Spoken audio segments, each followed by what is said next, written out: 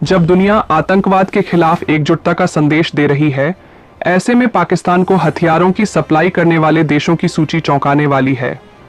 चीन और तुर्की जैसे अपेक्षित नामों के साथ नीदरलैंड्स जैसे शांतिप्रिय यूरोपीय देश का नाम सामने आना भारत के लिए एक नई रणनीतिक चुनौती बनकर उभरा है। सबसे हैरानी की बात यह है कि चीन के बाद पाकिस्तान को सबसे ज्यादा हथियार देने वाला दूसरा देश अब नीदरलैंड्स है। चीन सबसे पहले नंबर पर है, वहीं तुर्की तीसरे नंबर पर है।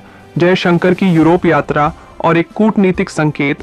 विदेश मंत्री एस जयशंकर इन दिनों 3 यूरोपीय देशों के दौरे पर हैं, जर्मनी, डेनमार्क और नीदरलैंड्स।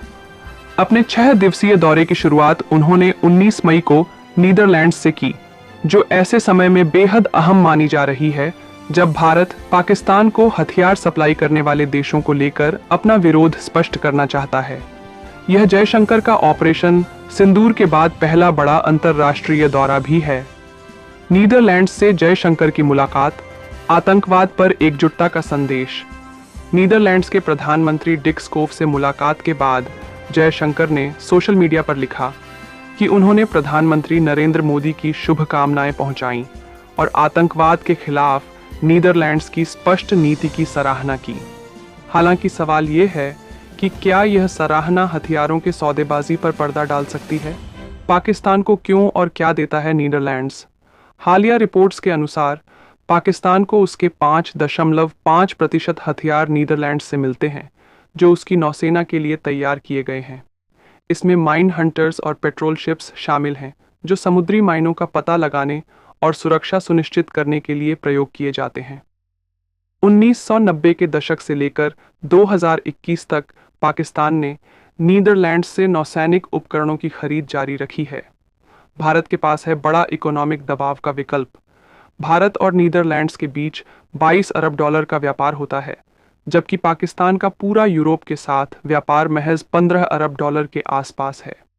ऐसे में भारत के पास यह मजबूत तर्क और दबाव है कि वह नीदरलैंड्स को समझा सके कि आतंकवाद को हथियार देना उसकी वैश्विक छवि को भी नुकसान पहुंचा सकता है।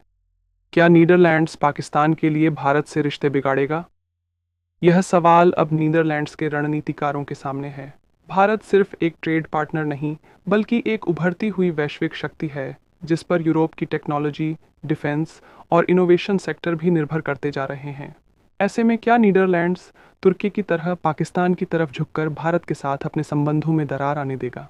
भारत की नई रणनीति, पाकिस्तान को वैश्विक मंचों पर बेनकाब करने की तैयारी। ऑपरेशन सिंदूर की सफलता के बाद भारत अब पाकिस्तान के दोहरे चेहरे को दुनिया के सामने लाने के लिए कूटनीतिक मोर्चा खोल रहा है। सभी प्रमुख राजनीतिक दलों के नेताओं और मंत्रियों की 7 टीमें 32 देशों का दौरा करेंगी।